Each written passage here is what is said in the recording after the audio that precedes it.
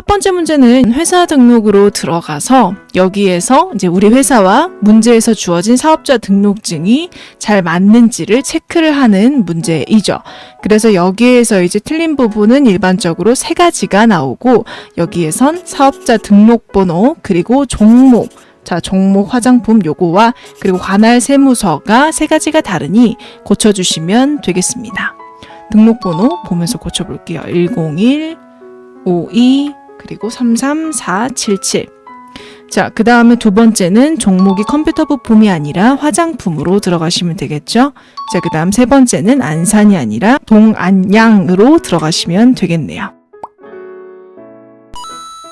자, 두 번째는 전기분 재무상태표와 전기분 손익계산서 둘 중에 하나로 들어가서 수정을 하는 문제고 틀린 부분이 3가지 정도가 나오는데 여기에서 여러분들이 주의하실 점은 지금 문제와 같이 손익계산서를 주고 이 손익계산서에서 이 매출 원가 안에 있는 이 기말상품 재고액이 달랐을 때는 어디 들어가서 수정한다? 전기분 재무상태표에 가서 상품에 대한 금액을 수정을 해준다. 그럼 여기는 자동으로 반영이 된다 라고 말씀을 드렸었죠. 하나씩 한번 볼게요. 매출은 동일하고 매출 원가에는 지금 기말상품 재고액 이렇게 다르죠. 그래서 이 내용들은 이제 다시 전기분 재무상태표로 들어가서 수정을 해주셔야 되겠죠. 끄고 가볼게요.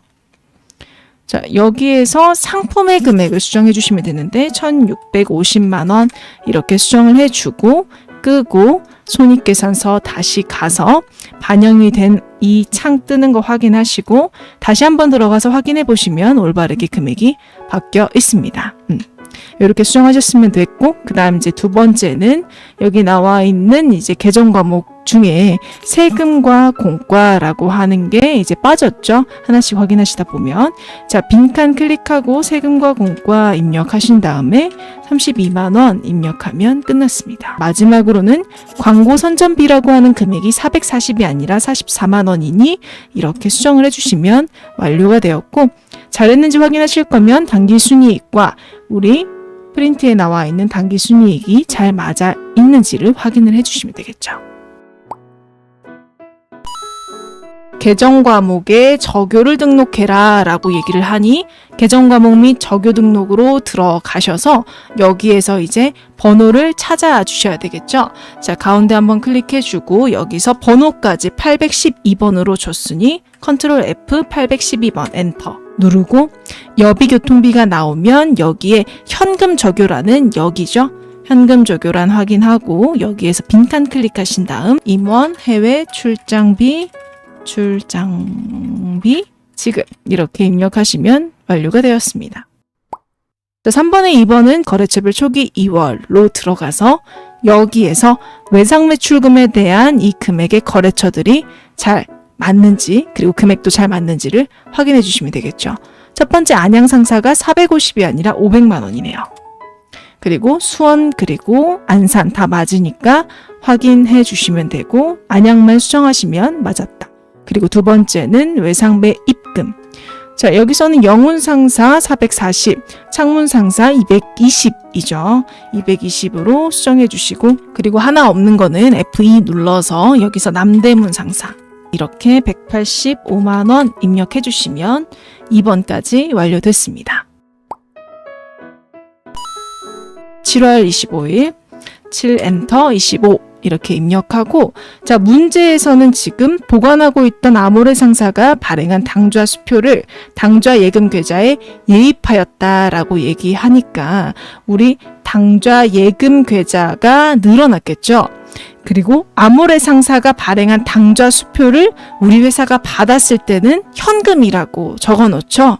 그래서 내가 가지고 있는 아모레 상사의 당좌 수표는 현금이라고 적어놨으니까 걔가 감소, 즉 대변의 현금, 그리고 우리 회사 통장, 우리 당좌 예금에 예입 집어넣었으니까 당좌 예금이 증가. 그래서 답은 차변의 당좌 예금 금액은 500만 원. 대변에는 현금 이렇게 500만 원이라고 입력을 해주시면 맞는 문제입니다. 10월 4일은 지금 상품을 구입하기로 계약하고 예금의 20%를 당좌예금 계좌에서 이체했다 라고 얘기를 하면 이제 당좌예금에서 돈이 빠져나갔으니까 대변의 당좌예금 그리고 상품을 지금 산 게 아니라 계약하고 계약금을 준 거니까 차변에 선급금이라고 적어주셔야 되겠죠. 차변에 선급금, 선급금은 거래처 반드시 적어주셔야 하니 창문상사 이렇게 적어주시고 금액은 120만 원. 그리고 대변에는 당좌 예금이라고 120만 원 이렇게 적어주시면 완료가 됐습니다. 10월 10일의 문제는 우리 호수상사의 외상매입금을 결제하기 위해 매출처 일품 컴퓨터에 받아 보관 중인 약속어음을 배서양도했다. 그래서 우리 외상매입금 갚으려고 어음 준 거죠. 그러면 외상매입금이 감소했으니까 차변의 외상매입금, 내가 가지고 있던 어음도 감소했으니까 대변에 우리 회사 거면 지급어음이겠지만 남의 회사 거 가지고 있다가 배서양도한 거니까 받을 어음을 감소시켜 주시면 되겠죠. 자, 차변에 외상매입금, 거래처 호수상사, 그리고 500만 원. 그 다음 대변에 받을 어음, 그리고 어음에 대한 거래처는 호수상사가 아니라 일품 컴퓨터로 해 주셔야 맞으시겠죠? 자, 요렇게 풀어주시면 되겠습니다. 4번 문제는 지금 거제물산에 납품하기 위해 상품의 상하차 작업을 위한 고용한 일용직 근로자에게 일당, 이게 핵심이죠. 일용직 근로자에게 일당을 지급을 했다. 우리가 우리 회사 직원한테 주는 건 급여, 일용직 근로자분께 일당을 지급하는 건 잡급이라는 개정 과목을 쓴다 라고 했었고, 잡급 그리고 코드 번호는 800번대로 해주셔야 되겠죠. 자, 요렇게 10만 원, 그리고 대변에는 현금 이렇게 입력을 하시면 되겠습니다. 10월 21일, 자 10월 21일 날짜 치고 들어가서 여기에서 지금 폭우로 인한 자연재해 피해를 돕기 위해 현금 50만 원을 기부를 했다라고 얘기를 합니다. 그러면 기부할 때 돈 쓴 거면 기부금이라는 개정 과목을 쓰기로 했죠. 자, 차변에 기부금, 그리고 금액은 50만 원, 그 다음에 대변에는 현금 이렇게 입력하시면 되겠죠. 11월 10일에는 우리 건강보험료 회사부담분 12만 원 이제 나눠져 있죠. 직원부담분 12만 원을 보통예금 통장에서 이체했다라고 얘기를 하고, 우리가 직원한테 급여를 주면서 공지를 했을 때 뭐라고 적어놓나요? 예수금이라고 우리 대변에 적어놨을 거니까 걔를 상계 처리해주고, 그리고 우리 회사 부담분의 건강보험료는 복리후생비라고 처리를 하시면 됩니다. 그래서 분기 한번 해볼게요. 차변에 예수금, 금액은 12만 원, 차변에 복리후생비, 판매비와 관리비, 그리고 금액은 12만 원. 그 다음 대변에는 이 금액을 전부 다 보통예금에서 이체를 했다고 하니 대변에 보통예금 이렇게 써주시면 되겠죠. 자, 11월 16일에는 휴대폰 이용 요금 청구서를 수령하고 납부해야 할 총 금액을 현금으로 지급했다. 우리 휴대폰 요금 써서 사용한 돈은 통신비라는 비용 개정 과목으로 사용하기로 했죠. 그래서 차변에 통신비 800번대로 사용해 주시고, 금액은 납부하실 총 금액 44,290원 입력하시면 되겠네요. 자, 그 다음에 대변에는 현금 이렇게 써주시면 되겠죠. 12월 27일은 업무용 차량에 대해서 우리가 자동차 세를 납부를 했대요. 이런 금액은 세금과 공과로 처리하고, 만약에 취득세를 납부했다 그러면 차량 운반구라는 이제 차값에 포함을 시켜주셔야 되겠죠. 요것만 잘 아시면 돼요. 납부를 이제 사업용 카드, BC카드로 했다.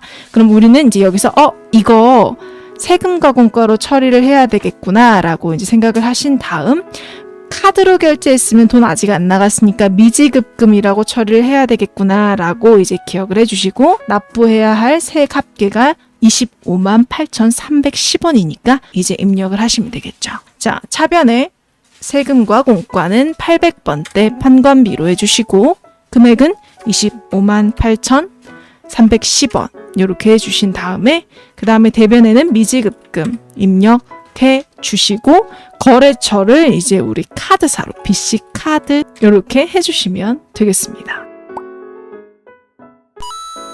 5번 문제 보겠습니다. 그러면 11월 15일로 일단 문제 먼저 읽지 마시고 그냥 들어가고 나서 보고 생각하는 거예요. 차변의 상품, 대변의 현금. 그렇네. 문제 보니 당사가 지급한 운반비 20만 원은 상품 매입에 따른 운반비가 아니라 매출에 따른 운반비였다. 자, 우리가 어떤 자산을 살 때 들어간 운반비면 취득원가에 포함시키고 팔 때 들어간 각종 비용인데 그 판 게 상품이면 비용 계정 과목 중에 적절한 걸 골라서 입력을 해주셔야 된다고 했죠. 자, 지금은 취득이 아니라 판매니까 이 운반비가 상품에 포함을 시키는 게 아니라 운반비라는 비용 계정 과목으로 처리가 되어야 하고 824번의 운반비 이렇게 처리를 해주시면 되겠습니다. 두 번째. 자, 11월 30일 들어가시면 차변의 복리후생비, 대변의 보통예금 이렇게 되어 있는데 문제에서 이제 이게 틀렸다라고 가정을 하고 문제를 읽으셔야 되겠죠? 대금은 보통예금 계좌에 지급했으니까 대변은 그냥 놔두시면 되겠네요. 그리고 밑에 이제 거래 명세표를 보니 품목에 A4 용지를 구매를 했다고 합니다. 그럼 이렇게 소모성 물건을 사면 우리는 소모품 또는 소모품 B 또는 사무용품 B라고 처리를 할 수 있다라고 배웠는데 문제에서 비용으로 처리할 것이라고 얘기를 했으니 이제 가장 먼저 생각나는 건 소모품 B가 생각나시겠죠? 그래서 차변의 복리후생비를 소모품 B라고 830번의 계정 과목으로 처리를 해주시면 되겠습니다. 만약에 요거를 사무용품 B라고 처리를 하셔도 맞았다라고 채점을 해주시면 돼요.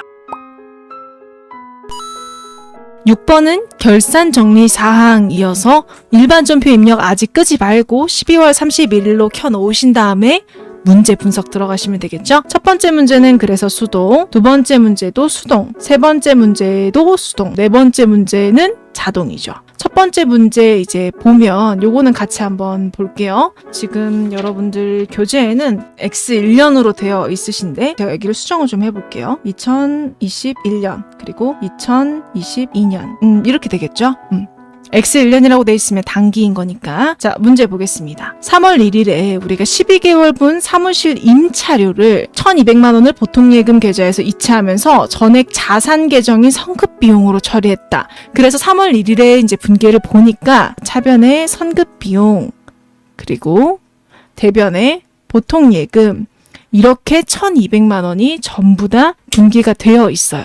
1년에 1,200만 원이면 한 달에 100만 원. 자, 그럼 올해 거는 10개월이죠. 자, 그러면 10개월치, 즉 단기 거는 1,000만 원인 거고 그리고 차기 내년 거는 얼마인 거예요? 200만 원인 거죠. 올해 거는 비용 처리, 내년 거는 선급 비용 처리 하는 수정 분계를 해주시면 되고 차변에 임차료 819번 임차료로 해주시고 금액은 1,000만 원 그리고 대변에는 선급 비용 으로 1,000만 원 이렇게 입력을 해주시면 되겠습니다.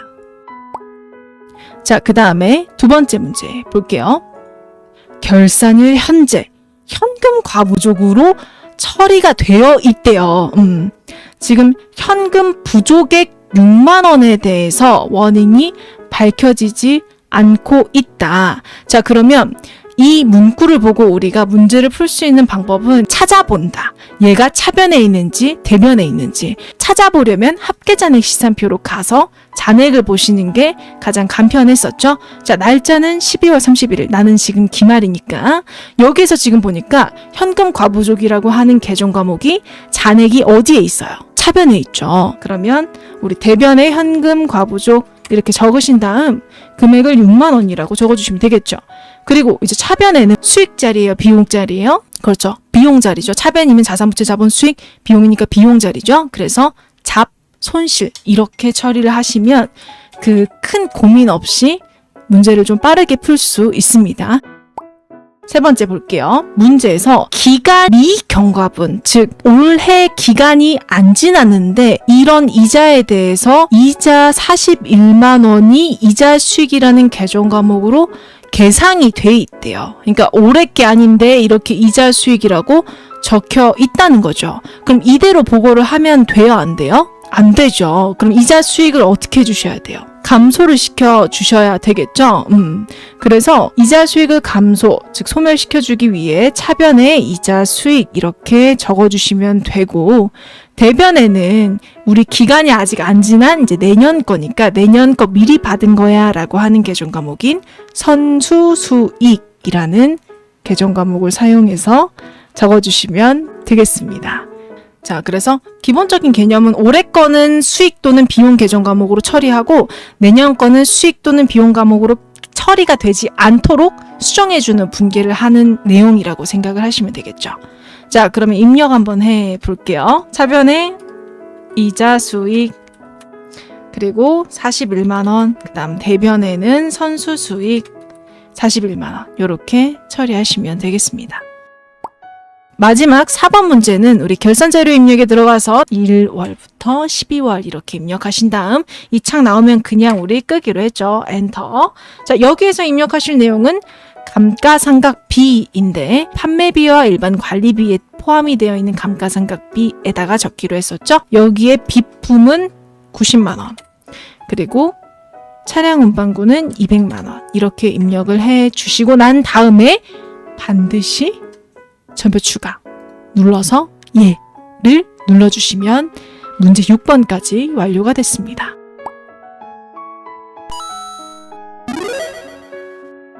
번 문제는 우리 이제 장부조회 문제이죠. 그래서 여기에서 이제 키워드를 찾아보시면 되는데 판매비와 관리비 항목 중에서 거래 금액이 가장 큰 계정 과목 코드화 금액, 판매비와 관리비라고 하는 그 분류 안에 뭐가 제일 큰지를 보셔야 되는 거죠. 그래서 요거는 제가 봤을 때는 월계표, 일계표 찾는 게 제일 편할 것 같아요. 그래서 1월 1일 6월 30일 이렇게 검색하신 다음에 판매비와 일반 관리비 여기 항목에서 따로 현금 거래, 대체 거래라는 말이 없죠. 그러면 계란을 비교를 하시면 돼요.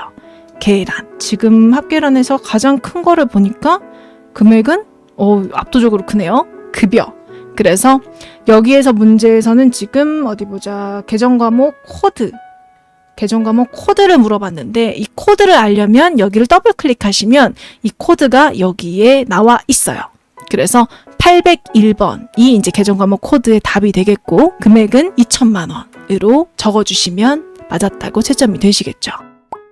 3월에 상품 매입액 3월 한 달이 나왔죠. 그럼 여러 군데 찾을 수 있겠지만 그냥 여기 켜져 있으니까 여기서 한번 찾아볼게요. 3월 1일, 3월 31일 여기에서 우리가 상품을 매입한 금액을 볼 거면 상품이 이제 증가한 금액을 보시면 되겠죠. 그래서 상품의 증가, 차변에 있는 금액의 합계 이렇게 보셔도 되고 총계정 원장에서 찾으셔도 무방합니다. 답은 5,100만 원이 되겠죠.